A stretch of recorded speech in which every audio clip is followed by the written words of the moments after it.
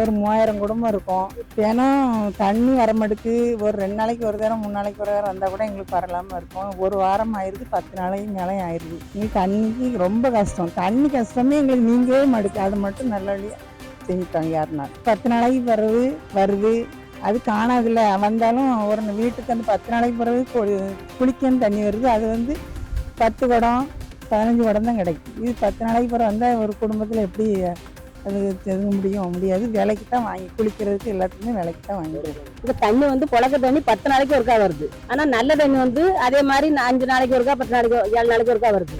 ஆனால் சரியான தண்ணி எங்களுக்கு போதுமான அளவுக்கு தண்ணி கிடைக்க மாட்டேங்குது. இந்த வெயில் நேரங்களுக்குலாம் ரொம்ப கஷ்டமா இருக்கு. வெள்ளை தண்ணி வராத அன்னைக்கு வருஷைக்கு வந்தால் ஒரு வருஷைக்கு 5 குடம் 10 குடம் வருது. நல்ல தண்ணி 10 ரூபா, உப்பு தண்ணி 5 ரூபா. அதாவது தேவையான அளவு காணலன்னொன்னே நாங்கள் விலைக்கு வாங்கி தான் மற்ற நாள் ஃபுல்லாக நாங்கள் அதை யூஸ் பண்ணுறோம். அதனால எங்களுக்கு போதுமான அளவுக்கு கொஞ்சம் தண்ணி வந்தால் ரொம்ப நல்லா இருக்கும்.